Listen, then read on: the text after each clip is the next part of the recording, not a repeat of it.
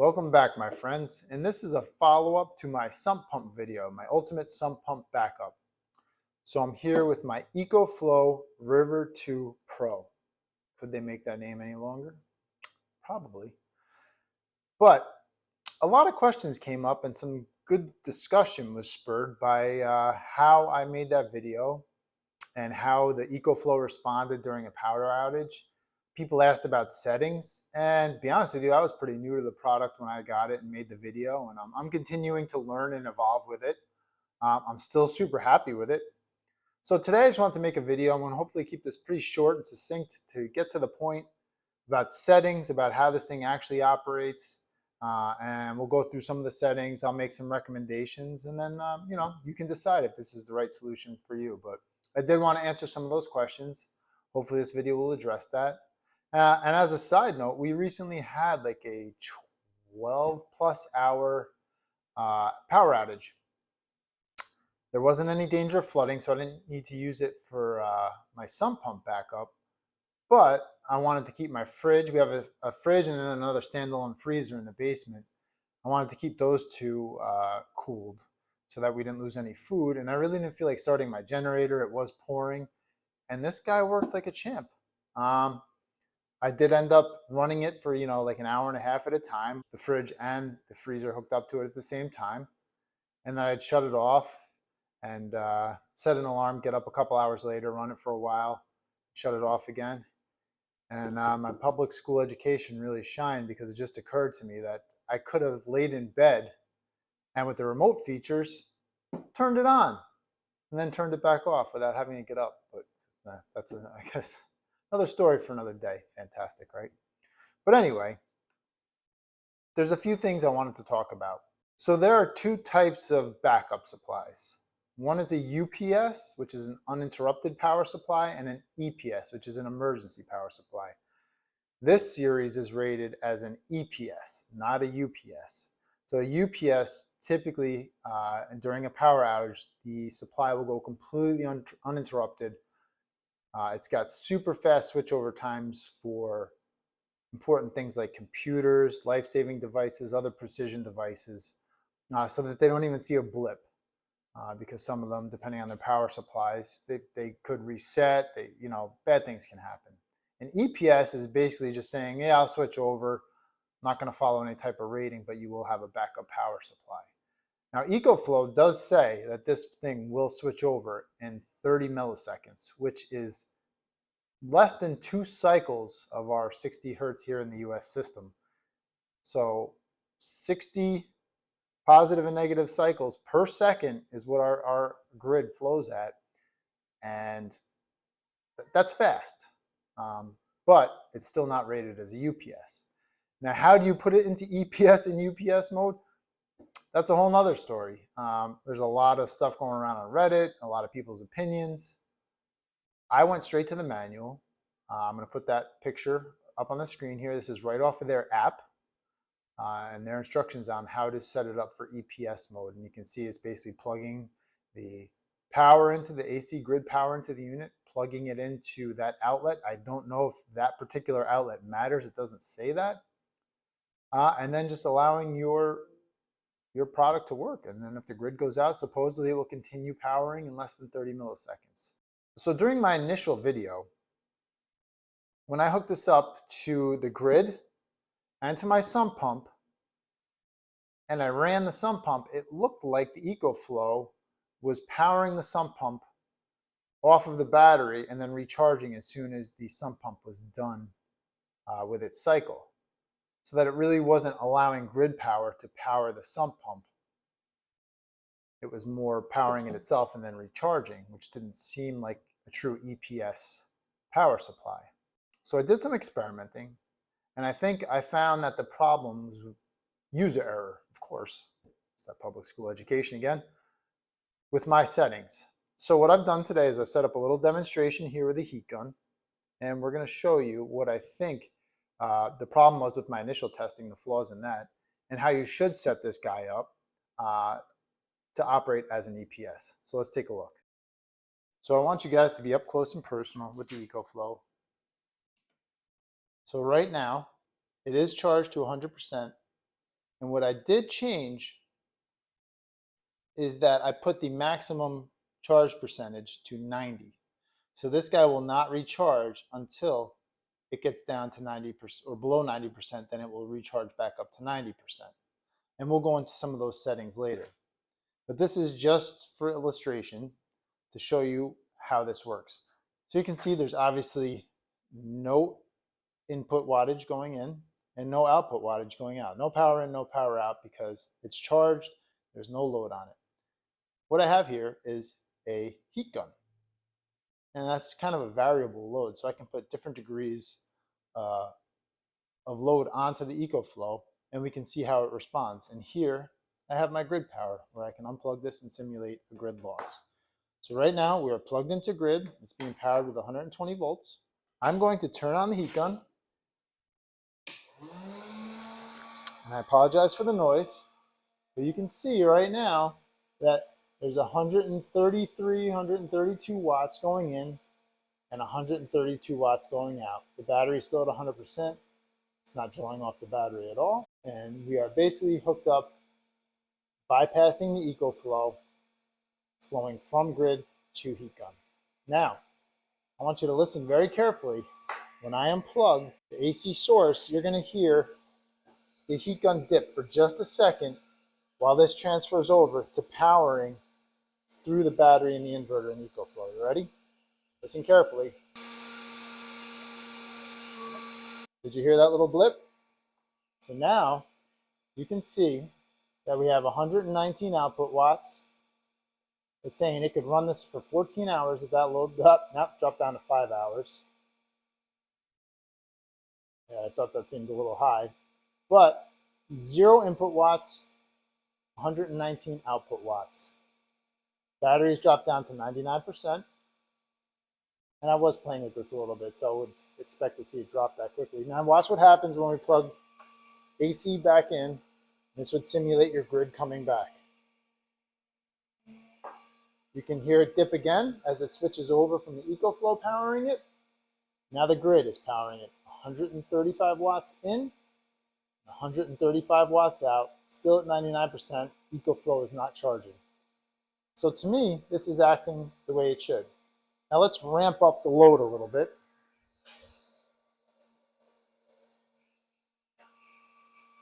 Let's go even higher. 450 something watts, right? Still at 99%. Now let's lose our grid power. You can hear that little blip, but we immediately pick up load at 455 watts output, no input. And it takes a little while for it to calibrate and see that, at 500 watts, it's going to last a little over an hour. It's a 768 watt hour unit. So with no losses, that means it could power, theoretically, 768 watts for 1 hour. Now let's bring our grid back under a higher load. And it switches back over to powering the heat gun through the grid, pass through right through the EcoFlow. And now we go to 0 watts in and 0 watts out because I have it set to a maximum of 90% recharge and it's still at 99%. So as you guys can see from that demonstration, it truly does switch over really fast. I mean, there's a long enough delay where you can hear it drop off and pick right back up, but it does switch over pretty much instantaneously, which makes me think that were it to happen in the middle of your sump pump cycling, it wouldn't be a problem. It's rated at 1600 watts boost on one outlet, so that's one appliance at a time, meaning something like a sump pump has a huge startup wattage draw. And this thing didn't seem to have a problem with it. Mine's almost 1 horsepower. So it's over 1,000 watts on startup. And there doesn't seem to be any issue. So I'm pretty convinced that this thing does, depending on how you have the setup, your settings set, it will draw right through the grid. It'll bypass this entirely, unless you get below somehow you leave it on, you have Wi-Fi on. Unless you get below your set point for your battery, it will just act as a pass-through And then as soon as you lose power, it will switch over and power for as long as it can. So now let's just take a quick look through some of the settings so you can see what they look like. I'm going to make some of my recommendations for what I think would be ideal for this unit for not only longevity, but also when you're going to use it for a sump pump backup. You might want to make some tweaks to it. So let's take a look at those real quick. All right, so when you first open up the app, you're presented with just your particular EcoFlow, whatever you've named it, and its serial number. And then once you tap on it, this is the screen that opens up. This is on my iPad. It's going to look very, very similar on your phone. But you can see I still have 99% remaining of the battery remaining. The AC is indeed powered on. The DC is off. And it has an output of 0 watts. Now, if we tap on the settings, you get some obvious things like you can rename your EcoFlow. You can share it with people so that they can control it too and see what's going on with it. If you have more than one person in your household that you want managing it, it's a helpful function, especially if there's a case where you need to turn it on and off remotely. Okay, so energy management is the first setting I want to get into. You can see you have a discharge limit and a charge limit. So for the health of the battery, you can tell it how much you want it to charge and how much you want it to discharge. It's helpful. These do have lithium iron phosphate, so they should be a lot more durable than the regular lithium ion. They have a great warranty. They're rated basically for 10 years of daily use. However, I think setting this up isn't a bad idea. So you could do ideally between 80 to 90% as your charge limit. And then you can set a discharge limit that you don't want it going below, I like 20%. I think that's a pretty good idea. I'm going to leave mine at 90% as the charge limit, but I'll probably leave the discharge limit at 20%. Now, I do believe it will shut off if it gets below 20% and you're not home and you're using this as a backup for your sump pump. So in that case, this I would recommend as your daily driver settings. If you're going to be using this to power tools, say you're building a shed, you're doing something in your yard, you don't want to drag extension cords, you're using this guy, use these settings. This will keep the battery healthy. It'll put the least amount of strain on it. However, if you are going to use this as a sump pump backup and you think there's a chance that you could go multiple hours without the grid, I would crank this back up to 100% and all the way down to 0% or maybe 5%, because flatlining a battery is one of the worst things that you can do for it. But you want to have as much of that capacity available to you as possible to back up for your sump pump. And again, that's not something you're going to be doing every day. This is an emergency situation, and I think it's a good idea to get the most out of the unit. Now, there is another cool thing on here called Backup Reserve. I don't have any solar panels for this thing, but if you do, what you can do is you can set it up to go, it'll charge off the grid up to 50%, and then above that, only on solar. And you can swing it up and down however you like. I think it's kind of neat.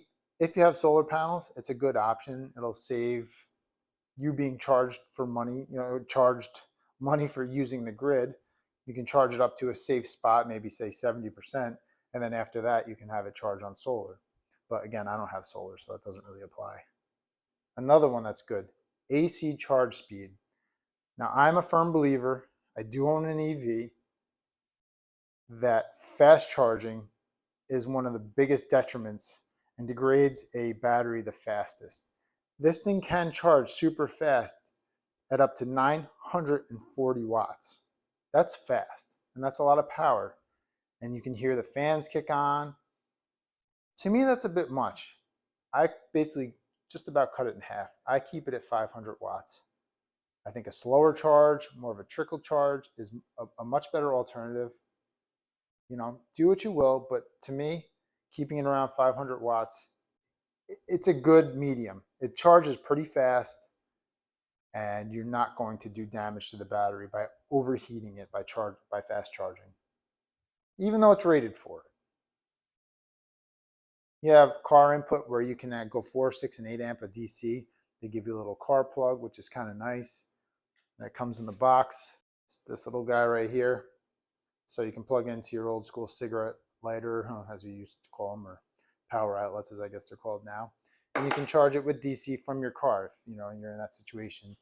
And you can control how fast it charges. You got to remember though, 8 amps at 12 volts is only 160 watts. It's not very much. No, there's that math on public school education again. That would be 96 watts. Should never do math on a video. DC mode, you can set it to auto, car recharging, solar recharging, or auto. I don't know. Most of us probably aren't going to use that for anything. And to be honest with you, I'm not 100% sure what it's for. Now, this is important. X-Boost. You can see what they tell you right here. X-Boost enables the device to power high-rated appliances beyond its output capacity. It's ideal for high-power appliances used for shorter durations like hair dryers, drills, and I would add sump pumps. So connect only one appliance when using X-Boost. And that I would abide by. So if you're using this as your battery your backup to your sump pump, make sure that X-Boost is on so that it's going to handle that surge wattage in the beginning. And I really believe that this thing will handle whatever you throw at it. Another very important feature, or setting rather, is device timeout. You do not want this thing to turn off. Turn it off manually when you're using it as a sump pump backup. So you have anywhere from 30 minutes to 24 hours. I have mine set to never. Don't want it to shut off in the midst of a storm. The next thing you find, your basement is flooded. Not a good look. LCD screen timeout, 1 minute, it conserves energy. Obviously, like I said before, it's not great for making a video, but you don't need it to be on that long, especially when you can monitor remotely with an app. AC timeout, this is another really important one. I have it on 12 hour because I don't expect to be gone from it for longer than 12 hours. However, if I'm expecting a big storm and there's a possibility I can't get home, I could put it to never as well, or even 24 hours. Keep it high, because once you turn this thing on, from the moment you turn on that AC switch, it's going to begin that countdown. And God forbid you lose power 4 hours later and you set it 4 hours, it's going to shut off regardless of whether there's a load on it. Some other things like firmware updates. I love the fact that this company treats this like a living thing, that it doesn't just create the product and then ignore it. It's continually evolving. It's continuing to grow and improve, and they push out firmware updates. They give new features. I appreciate that. I appreciate when you spend a good amount of money on something that the manufacturer actually cares and isn't just looking to sell you another one in the next model year. They keep updating it and making it better, which they seem to keep doing with these things. So I like it. And there's some other things called lab features, some automated tasks for AC charging. You can add things like if a time occurs, you can start AC charging. It's neat. You can almost set this up like you would some smart home things. I don't have any of them set up. I don't have a need for that, but it's there. And AC always on. So that's an AC output will be turned on by default each time the device is powered on, saving the trouble of manually turning it on. This may slightly increase power consumption, but if you're that person that forgets that you do need to push that little AC button feature, or that AC button to turn on the AC, it can't hurt to turn that on. There's a manual right here within it, which is nice. It's a PDF, and it'll show you everything you need to know about your EcoFlow. You can pick between homepage styles, whether you like that or like that. I kind of like that one. That's what I went with. And then you can change your unit of temperature depending on where you live. So overall, I think that's most of the settings. Very easy to use. I think the UI is nice. It's not confusing. It's well laid out. It's easy to figure out how you want to set it up. Well, I do hope that answered most of your questions. I hope it didn't confuse anyone more. I've really been enjoying the conversation. If anyone has anything else to add or anything that they've learned, or if I was wrong on anything, please feel free to comment down below. We're all learning together here. I still stand behind it. Again, this is not a sponsored video. I bought this with my own money, like I said, on sale. I will leave an affiliate link down in the description for this guy. And if you think this won't quite power your setup, I'll leave a link for the next one up to give you a little bit more power. You can use the links if you want. You don't have to. It doesn't cost you anymore. It just helps the channel out. And I do appreciate when you guys use it. And a bunch of you have, and that's been fantastic. I do appreciate it. But again, no pressure. So I think it's a great unit. I think having it set up right shows that it does switch over as an EPS. They say less than 30 milliseconds. I mean, we'd have to put an oscilloscope on there to really check that. But it does seem to be pretty quick. Will it keep your computer powered up? I don't know. I wouldn't trust it. I'd buy a real UPS if you need something like that. But will it power your sump pump? Will it power your fridge, your freezer, other things that you need to keep alive during a power outage? Absolutely. It's been fantastic. I highly recommend it. Again, it is pricey. I realize that. There's probably some cheaper alternatives out there if that's what you're looking for. I just went with this because I've seen so many reviews on it, and I know some of them are probably biased because they're sponsored and whatever, but I've been in love with this thing. I think it's worked really well, and I'm happy with it. So again, any more questions, comments, please leave them down below. I'll leave a link for this guy again, and I'll see you guys on the next video. Thanks for watching.